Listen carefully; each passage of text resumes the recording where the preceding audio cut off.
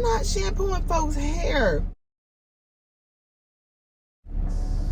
I've been really bothered by the amount of people that I've been seeing doing videos and coming to sit in my chair, or even other stylists that I've talked to and going through school and stuff like that. I'm really upset that these stylists are not out here shampooing people's hair like a professional cosmetologist, licensed cosmetologist is. Because everybody, I gotta take that back. I can't say professional because everybody that's licensed is not professional. Okay? Let's just get that understood. Just because somebody has a license to do something does not mean that they're professional. They're not professional in their field. Just because somebody has a license to do something does not mean that they are an expert in their field. That does not mean they can do everything in their field. Cosmetology is more than just doing hair. You know what I'm saying? It's everything concerning beauty, makeup, skin. You know, look, I can go into it, but I'm not. But just because somebody is a licensed cosmetologist or a licensed barber or a licensed esthetician or a makeup artist, a nail tech, does not mean they are professional. And that's a period.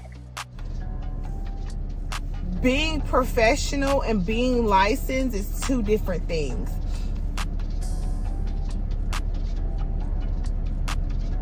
You can be licensed and not have a lick of professionalism in your body.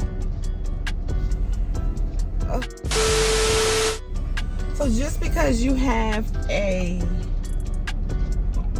person with a license doesn't mean you're gonna get professional treatment. It doesn't mean they're gonna do everything right. But I'm upset because, and I'm ranting, yes, I am. These stylists, or some stylists, because all of us aren't doing this, I'm not shampooing folks' hair. What's up with that? Like, tell people to come blow dried, come shampooed. Some people are shampooing their hair. I had a client who's like, I blow dried and shampoo my hair already. I'm like, well, okay, that's great. But I'm about to shampoo and blow dry your hair again. Because your hair is not clean. I don't know what product you put on your hair. You know? Like, we don't know what they...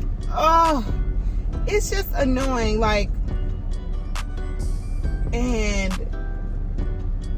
we do things and we cut corners, but then we get mad when something in our industry is not regulated or gets deregulated, or they start regulating certain things, and we wonder why they keep cutting hours and things like that, and we get mad. Like, we try to do this whole power to the people thing where they just trying to take this away from us, and well, you're cutting corners anyway, so get the education that you need yourself, you know, though, whatever. Anyway, so I don't think that I think it should be like a requirement, you know. I'm not here to like really speak against anybody that does braids, because I think it's awesome that you can practice natural hair in the state of Texas. I live in Texas. In the state of Texas, you can do natural hair without licensing. And so you can go to a shop right now and braid, and you can put wigs on. You can install wigs. You can install sew-ins. You can do roller sets. Anything that does not involve any like harsh chemicals or anything like that. You can do that stuff without a license as long as it's on natural hair. But you know, you can't cut people's hair, you can't relax it, you can't perm it, you can't color. Those are the things that you need a license for. Now, I think it's great that that opportunity has been presented because so many people know how to braid because it's a skill that is inherited through family. You know, you learn it just by watching your sister, your cousin, or your mom, or your auntie braid, or they teach you how to braid, or it's just an inherited skill. So a lot of people don't need school for that per se. But I think that this is just my opinion. I feel like shampooing, you should have a license to shampoo. Like, you have to shampoo people's hair. If you're going to be doing people's hair, I think that you should be required to have a shampoo license. I think it's ridiculous to tell somebody to come. And if you feel like, well, I don't have time, well, make time. Make an appointed time for your client to get your client done. People work hard for their money. And if I'm spending $60 for you to do something to my hair, for you to shampoo my hair, I need it to be a good shampoo. I need you like scrubbing my scalp, okay? Like just really going in, just really giving me the works. You see what I'm saying? And I think as stylists, that should be taken into consideration, that if somebody has my time from 12:30 to 4 o'clock, however long this appointment takes, they should have your time. And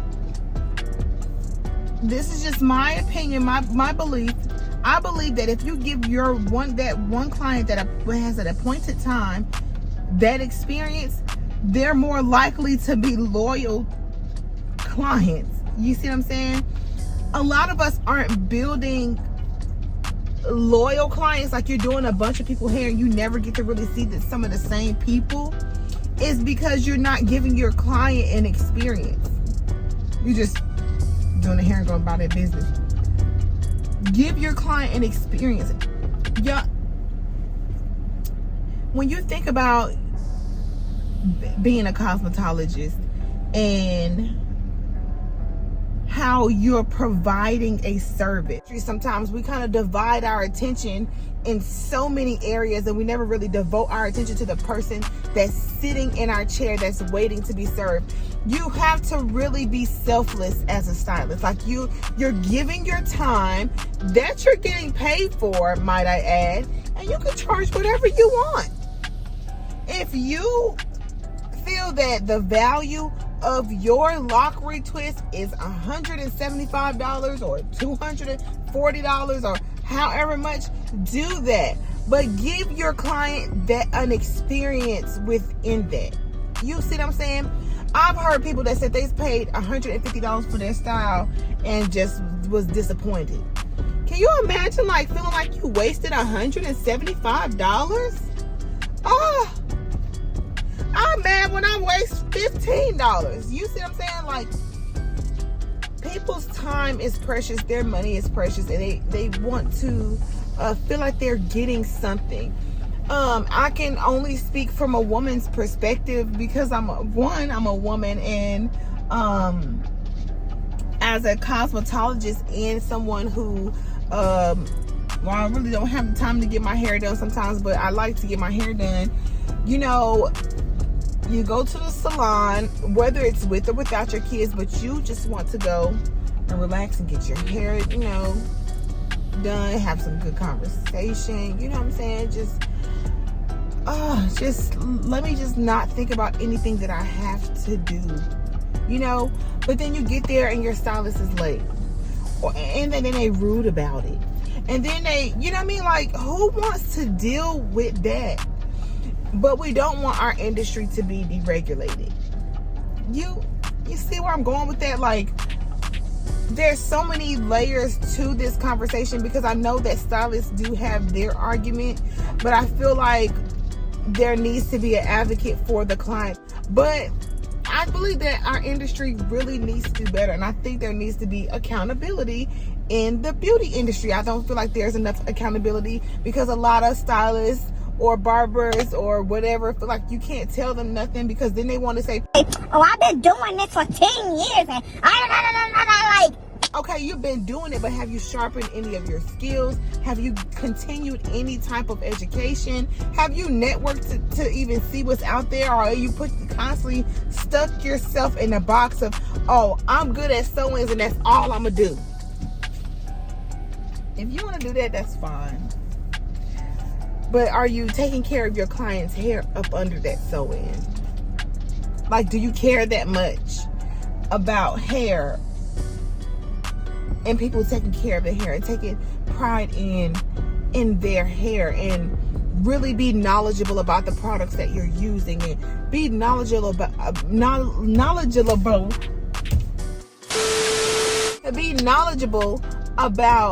what type of hair they have. What is the porosity? What is the density? What is it? Fine hair? What's the texture feel like? Is it fine hair but is it dense? Is it coarse hair but is it not dense? Like, okay, what is their lifestyle like? What kind of style? Because I see that you want this style. Like, do y'all care that much to even ask your clients that? Which leads me to my next conversation. Consultations. Are you talking to your client? Just getting in your chair doing their hair? Like,